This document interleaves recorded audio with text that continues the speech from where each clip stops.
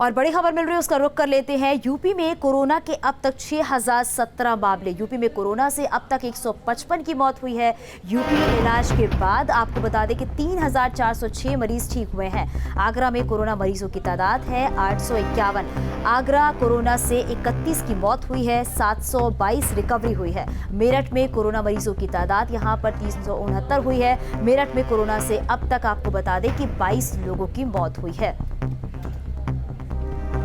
देखिए लगातार जो कोरोना पॉजिटिव केसेस हैं वो किस तरीके से बढ़ते जा रहे हैं। आगरा कोरोना से 31 की मौत हुई है, 722 लोग जो है वो ठीक हुए हैं। यहाँ पर मेरठ की बात करें तो मेरठ में कोरोना से अब तक 22 लोगों की मौत हुई है।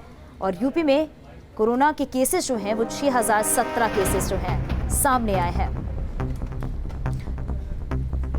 संवाददाता अनिल हमारे साथ जुड़ गए हैं। अनिल, सबसे पहले सवाल यहाँ पर यही कि लगातार जो है वो कोरोना के केसेस जो हैं वो यहाँ पर बढ़ते ही जा रहे हैं।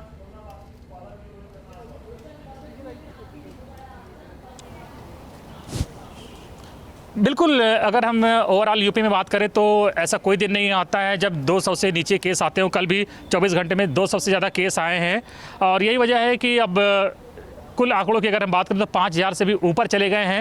हालांकि सरकार अभी भी कह रही है कि स्थिति नियंत्रण में है और कम्युनिटी स्प्रेड अभी नहीं हुआ है। दूसरे राज्यों से अगर हम तुलना करें, कंपैरिजन करें, मध्य प्रदेश, गुजरात, दिल्ली, महाराष्ट्र या तमिलनाडु, तो उसके मुकाबले स्थिति अभी उतनी खराब यूपी में नहीं दिखती है। लेकिन जिस तरह से प्रवासी मजदूर लौटे हैं उसके बाद केसेज में अचानक से इजाफा हुआ है। एक उदाहरण से समझ सकते हैं कि बाराबंकी पहले 1 या 2 केस थे, लेकिन प्रवासियों के आने के बाद वहाँ पर 3 दिन पहले 98 केस मिले और 2 दिन पहले 58 केस एक दिन में मिले। तो जाहिर बात है कि प्रवासी मजदूरों के आने के बाद से स्थिति नाजुक हुई है और अब ये गांव में भी फैलने की इसकी जो आशंका जताई गई थी वो सच साबित हो रही है। ऐसे में चुनौती अब सरकार के सामने है कि कैसे वो टेस्टिंग को बढ़ाती है और कैसे प्रवासी मजदूरों को आइडेंटिफाई करती है जो दिल्ली, गुजरात या मुंबई से लौटे, क्योंकि उनमें संक्रमण की आशंका सबसे ज़्यादा है। तो निश्चित ही सरकार के सामने एक मुश्किल चुनौती है कि इस महामारी को देश के सबसे बड़े सूबे में और सबसे बड़ी आबादी के बीच फैलने से कैसे रोका जाए। बिल्कुल अनिल, क्योंकि जहां एक तरफ ये देखा जा रहा है कि केसेस लगातार बढ़ रहे हैं, वहीं दूसरी तरफ ये भी देखने को मिल रहा है कि अब लोगों की ठीक होने की संख्या भी यहां पर बढ़ रही है। तो ये एक अच्छी खबर है यहां पर। बिल्कुल, यूपी की अगर हम बात करें तो यूपी फिलहाल डेथ के मामले में देश के दूसरे राज्यों के मुकाबले बेहतर स्थिति है। यहाँ पर अगर आगरा को छोड़ दे तो बहुत ज़्यादा डेथ के आंकड़े सामने नहीं आए। लखनऊ में भी सिर्फ 2 मौतें हुई हैं।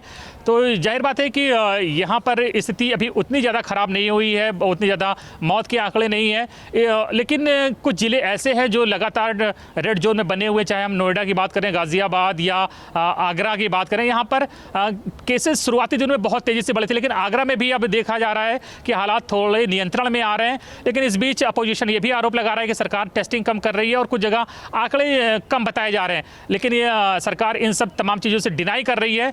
और अगर टोटल एक्टिव केस की बात करें तो कुल ओवरऑल केस तो 5000 से ज़्यादा है, लेकिन एक्टिव केस 2500 से के आसपास ही हैं। तो जाहिर बात है कि यूपी में अभी ये बहुत महामारी जो है वो बहुत खतरनाक स्तर पर नहीं पहुंची है और स्थिति अभी भी नियंत्रण में है। यही वजह है कि सरकार जो है लगातार गाइडलाइंस तमाम जिलों के लिए जारी कर रही है और यूपी में कई जिलों में छूट भी दी गई है लॉकडाउन 4 के दौरान। कंट्रोल में है और लगातार सरकार की तरफ से कोशिश की जा रही है कि कैसे इसे पूरी तरीके से खत्म किया जा सके। शुक्रिया इस पूरी जानकारी के लिए।